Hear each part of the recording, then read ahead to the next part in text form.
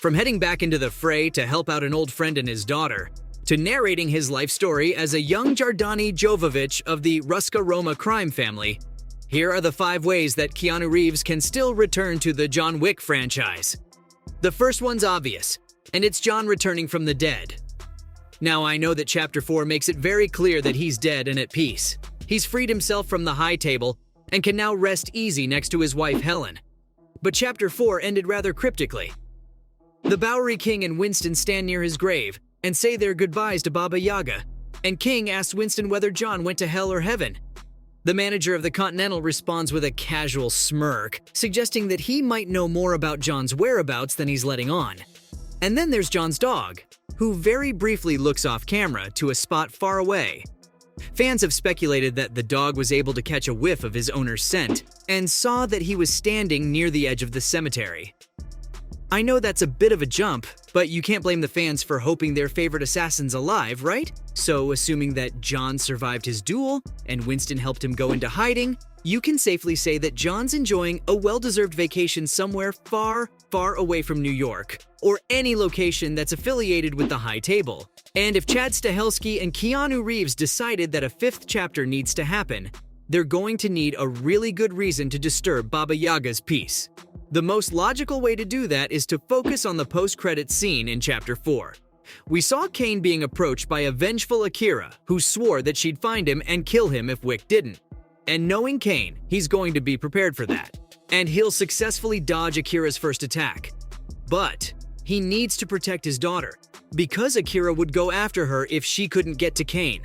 So, Kane would most likely search for John somewhere in the Moroccan desert in order to get his help protecting his daughter. But this approach to Chapter 5 has a huge downside. It could taint John's legacy at the end of Chapter 4. There's no denying that the audience wants more. More Keanu, more Bowery King, more gun fu, and more stylized action that only Chad and his stunt teams can pull off. The 4th movie made over $419 million at the box office, and Lionsgate would be insane not to continue pumping out sequels. In fact, they're totally open to greenlighting a 5th movie if Chad and Keanu agree to it. But what about John's death? How do you sidestep that little obstacle? Again, I'm not saying bringing him back from the dead isn't an option, it's just that it would undermine that beautiful ending of Chapter 4. John fought the table on his terms, he ended the fight and killed Vincent on his terms, and he died free of his obligations to the High Table. It was a perfect, emotional ending to a film series that began about 9 years ago. If Chapter 5 undid that, then a majority of the fans aren't going to be happy about it. They agree that there's no need for a sequel, but what if Lionsgate went ahead with it anyway? Well, one way to ensure that the series keeps going is by heading into John's past. More particularly, John Wick 5 could take place during Viggo Tarasov's impossible task. Well, in that case, it wouldn't be John Wick 5, it'd be a prequel instead, and would allow the director to hire a younger, more energetic actor who could pull off the stunts that even Keanu couldn't. That's the other thing about a 5th movie. There's only so much Keanu can do without getting injured. He is pushing 60 after all. So, a younger actor allows for intense action sequences, letting the director create more diverse and intense action set pieces. Anyway, we've always heard about Viggo's impossible task, but we've never seen it in any flashbacks. He hyped it up so much in the first movie that fans have always speculated just how epic it was. Just John, his guns, and a sea of enemies that he mows down one by one. Maybe the movie could recreate the infamous pencil scene that Viggo talks about so fondly. Oh, and this would also reintroduce Santino D'Antonio as a major character. If the franchise decides to do a prequel, then John could have a more amiable relationship with the man.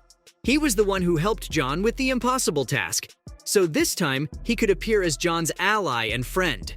It'd be an interesting dynamic to explore, don't you think? Now, as for who'd play John, a younger actor is the obvious choice, but so is Keanu. Remember, the impossible task takes place about 5 years before the events of the first movie. John's not going to change in appearance that much during that time period. So a little de-aging and Keanu would look 10 years younger. Or you know what? Keanu stopped aging when was like 30, so you wouldn't need any de-aging software to make him look young. Still, whether Chad goes for a younger actor or Keanu is up to him. But a prequel sounds like a really good idea. If you're not in the mood for a prequel and don't like the idea of John returning to save Kane, then what about a Logan-style epilogue movie? There was a fan theory that said the John Wick films are a personification of grief, that each movie was a stage of grief that the main character goes through over the course of 2 hours. The first was denial, second was anger, third was bargaining, fourth was depression, and the fifth would be acceptance. That theory's no longer valid, of course, since he's already dead. But what if you could rework the theory so that the fifth movie was still about acceptance? So, John's won against the high table. He has his freedom, and he's been off the grid for a long time. The world of assassinations and luxurious hotel rooms has changed. It's not the way he and Winston left it, and the Bowery King is long gone. There are no rules, and the high table has become more oppressive and tyrannical than before. And our hero this time isn't just John, but Mr. Nobody, who's now in his mid-40s. He's trying to survive the new world, and he's trying to track down Baba Yaga. In between, he meets tons of enemies, including Akira, and he barely makes it on his own. But one day he finds Baba Yaga, who's now in his mid-60s or early 70s, and they develop a mentor-mentee relationship that finally ends with John heading out into the sunset, accepting his fate. What fate that is, I don't know. But I bet Chad and Keanu could come up with something similar to Hugh Jackman's Logan. Does that sound good to you? Anyway, the director and actor duo might as well bring back John for one final shootout with the high table. The Marquis was given the combined power of the table in order to bring Wick down. He was literally like a dog let off his leash. But now that he's dead, it's safe to assume that the 12 members of the high table are back in power, and no one knows who they are. John's already killed the one who sits above the high table, but he was just a small piece of the puzzle. John faking his death and going into hiding would allow him to come back and track down the remaining high table members across the world. He could even hit up Kane and ask for the favor he owes him at the end of Chapter 4. I bet the fans would be more than happy to see John and Kane team up the way they did during the 222 steps fight sequences. Donnie Yen is a beast, and watching him fight alongside Keanu in Chapter 5 would be a treat. But there are fans who'd be against this idea too, no matter how appealing the Donnie-Keanu duo is. Winston tells John that eliminating the high table is an impossible task, because they're like the heads of a hydra. Cut off one and another will take its place before it even hits the floor. So, while it's certainly one way to bring Keanu back into the fray, it's not the only way. But what's the one way Keanu could come back in a way that'd make sense for the franchise and allow it to grow beyond Chapter 4? Well, a prequel comes to the rescue once again. But this time, it doesn't have to be about Vigo's impossible task.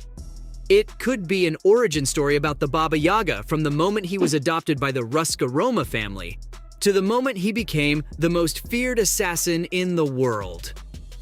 Chad could hire a much younger actor for this role, someone in their mid-20s or early 30s, who could pull off intense action sequences and speak more than 380 words. Just kidding, of course.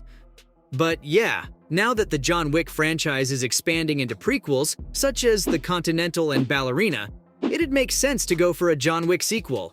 And as for how Keanu could return, he'd be the narrator throughout the whole movie, and hopefully this would let him speak more than 380 words. So, from a prequel that would explore the long and complicated life of a young John Wick to returning from the dead to help out Kane and his daughter, those were the 5 ways that Keanu Reeves can still return to the John Wick franchise.